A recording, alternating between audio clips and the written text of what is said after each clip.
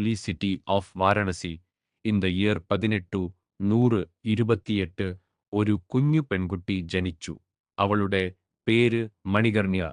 ഒരു ദിവസം ഈ ചെറുപ്പക്കാരി ബ്രിട്ടീഷ് സാമ്രാജ്യത്തെ തന്നെ കുലുക്കുമെന്ന് ആരും അറിഞ്ഞിരുന്നില്ല. അവൾ ബാല്യത്തിലെ അമ്മയെ നഷ്ടപ്പെട്ടു.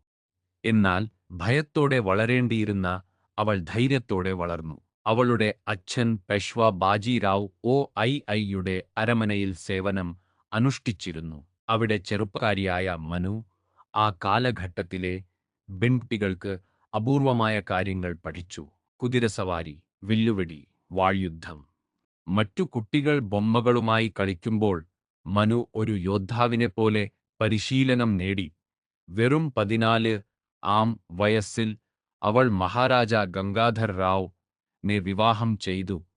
ഝാൻസിയുടെ രാജാവായിരുന്നു അദ്ദേഹം. അവൾ റാണി ലക്ഷ്മിബായി ആയി. ഝാൻസിയുടെ രാജ്ഞി.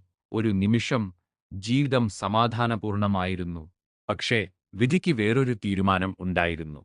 അവളുടെ കുഞ്ഞുമകൻ ജനിച്ചതിന് ശേഷം കുറച്ച് ദിവസങ്ങൾക്കകം മരിച്ചു. അരമന മുഴുവൻ നിശ്ശബ്ദമായി. പിന്നീട് രാജാവ് ദാമോദർ റാവിനെ ദത്തെടുത്തു. എന്നാൽ ആ കുഞ്ഞ് വളരുന്നതിന് മുമ്പ് വീണ്ടും ദുരന്തം. രാജാവ് അന്തരിച്ചു.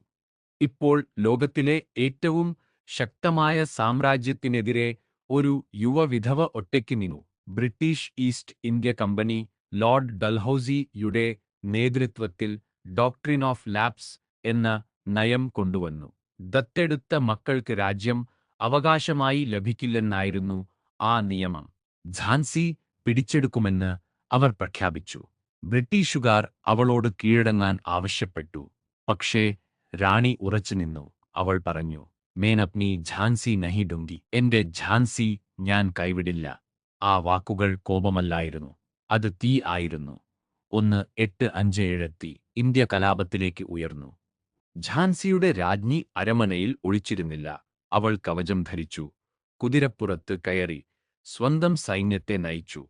1858 സർ ഹ്യൂ റോസ് നേതൃത്വത്തിലുള്ള ബ്രിട്ടീഷ് സേന ഝാൻസിയെ ആക്രമിച്ചു.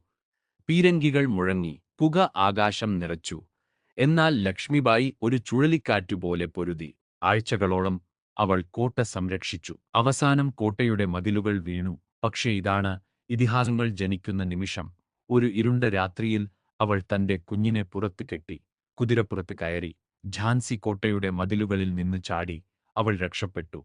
പരാജിതയായ രാജ്ഞിയായി അല്ല, അടുത്ത യുദ്ധത്തിനായി തയ്യാറായ ഒരു യോദ്ധാവായി. അവൾ ടാന്തിയ ടോപ്യുമായി ചേർന്ന് ഗ്വാലിയർ പിടിച്ചെടുത്തു.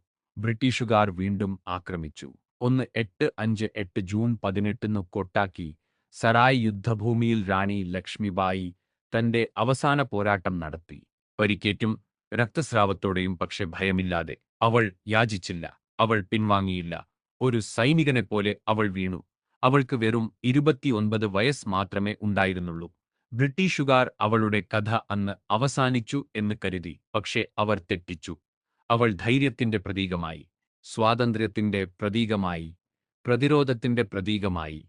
കവി സുഭദ്ര കുമാരി ചൗഹാൻ തന്റെ കവിതയിൽ അവളെ അമരപ്പെടുത്തി. ഖൂബ് ലടി മർദാനി, വോ തോ ഝാൻസി വാലി റാണി ഥി. ഇന്നും അവളുടെ പ്രതിമ ഉയർന്നു നിൽക്കുന്നു, വാൾ ഉയർത്തി, പുറത്ത് കുഞ്ഞുമായി. ഇന്ത്യയെ ഓർമ്മിപ്പിച്ചുകൊണ്ട് ധൈര്യത്തിന് ലിംഗഭേദമില്ല.